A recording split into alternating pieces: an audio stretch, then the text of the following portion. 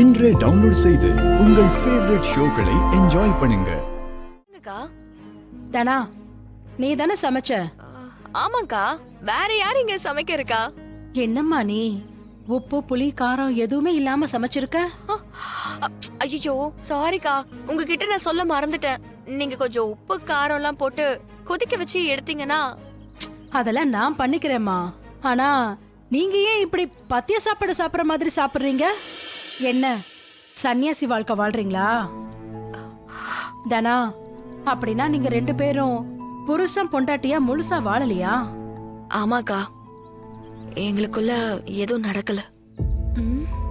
எதுவும் நடந்துட கூடாதுன்னு தான் நான் சாப்பாட்டுல உப்பு காரம் எதுவும் சேர்க்கறது இல்ல, கம்மியா தான் போடுவேன்.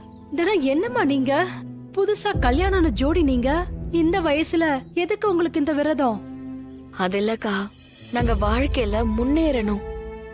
கதிர் அவன் தொழில்ல ஜெயிக்கணும், நானும் ஸ்போர்ட்ஸ்ல அச்சீவ் பண்ணணும். அதெல்லாம் நல்லபடியா நடக்கிற வரைக்கும் கொஞ்சம் விலகே இருக்கலான்னு தான் நாங்க அத பத்தி யோசிக்காமலே ஒருத்தருக்கு ஒருத்தர் புரிஞ்சுக்கிட்டோம். என்ன பிள்ளைங்களோ போங்க. இப்பெல்லாம் கல்யாணம் ஆகி 2-3 மாசத்திலேயே பொண்ணுங்க மாசமாயிடுறாங்க. எல்லாருக்கும் அவ்வளோ அவசரம். நீங்க 2 பேரும் என்னடானா இப்படி இருக்கீங்க? உங்களை நினைச்சு பெருமைப்படுறதா இல்ல வருத்தப்படுறதானே தெரியல. இல்லக்கா, எங்களுக்கு இதுல எந்த வருத்தமும் இல்ல. எல்லாத்துக்கும் நல்ல நேரம் கூடி வரணும்னு நினைக்கிறோம், அவ்வளவுதான். சரிம்மா, நீ போ.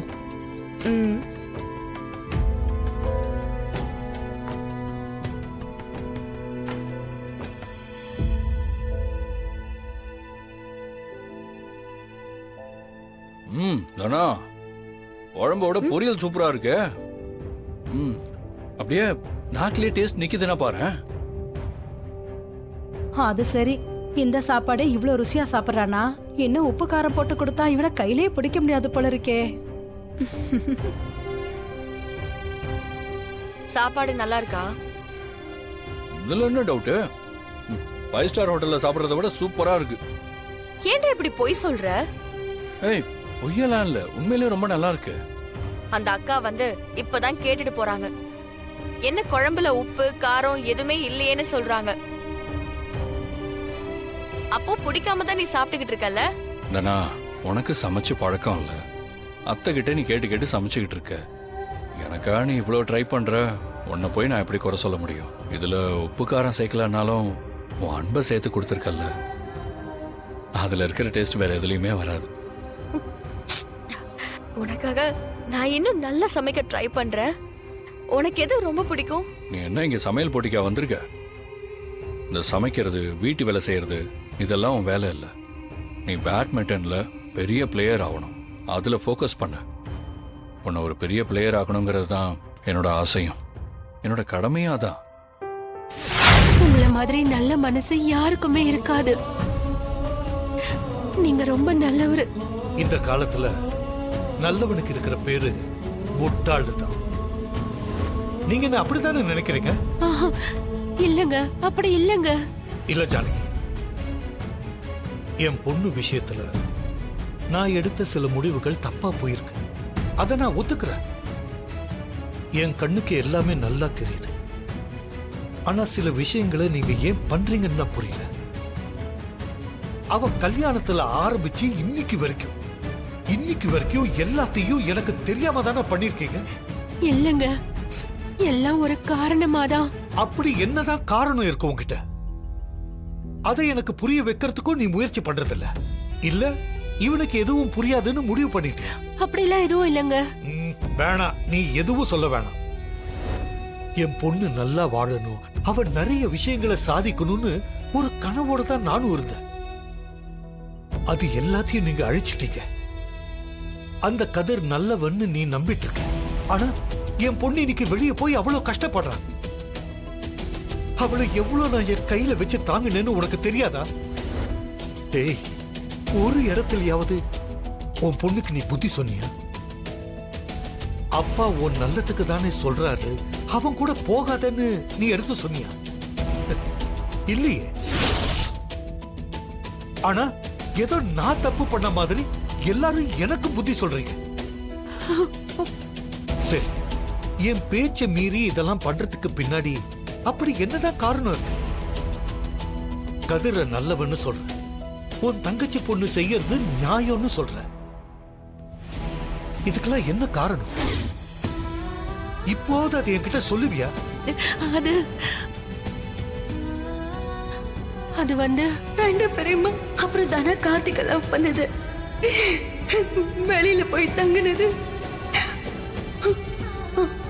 அவன் வீடியோ எடுத்ததுன்னு எல்லாத்தையும் சொல்ல வேண்டியது வரும்.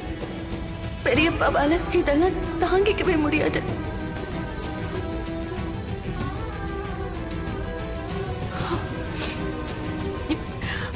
நீங்க இந்த பாலை குடிங்க.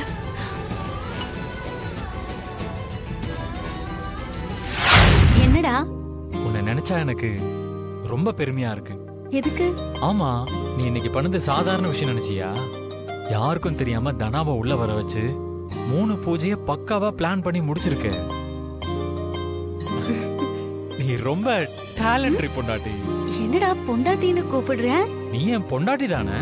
ஓ, என்ன என் புருஷனுக்கு இன்னைக்கு பாசம் ஓவர்ஃப்ளோ ஆகுது? ம், அது வந்து பொண்டாட்டி, நான் உன் மேல ரொம்ப கோவப்பட்டிருக்கேன். மாமா அம்மான்னு எல்லாரும் உன் மேல கோவப்பட்டு திட்டியிருக்காங்க. ஆனா உனக்கு இங்க யாரு மேலயுமே கோபம் வந்ததே கிடையாது. எப்பவுமே இந்த குடும்பத்தோட நல்லதை பத்தி மட்டுமே யோசிக்கிற. அப்படி இந்த குடும்பம் உனக்கு என்ன பண்ணுச்சு? புருஷா, நான் பெரிய ஃபேமிலில எல்லாம் வளரல. என் அப்பா அம்மா அவங்க தான் என் உலகமா இருந்தது. என் அம்மா போனதுக்கு அப்புறம் என்னதான் அப்பா இருந்தாலும் எனக்கு யாருமே இல்லைன்னு தோணும். எப்பவுமே இப்படியே தனியா தான் இருக்க போறோமோன்னு தோணும். நான் இந்த வீட்டுக்கு வந்தப்ப கூட இந்த வீட்டையும் எனக்கு பிடிக்கல, உன்னை கூட எனக்கு பிடிக்கல.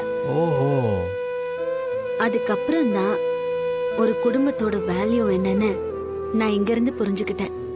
பெரியம்மா எனக்காக உயிரையே கொடுக்க துணிஞ்சாங்க. பெரியப்பாவும் என்ன அவரோட பொண்ணா பார்த்தாரு. உன் அப்பா என் மேல பாசமா இருக்காரு, நீ என் மேல அவ்வளோ லவ் வச்சிருக்க.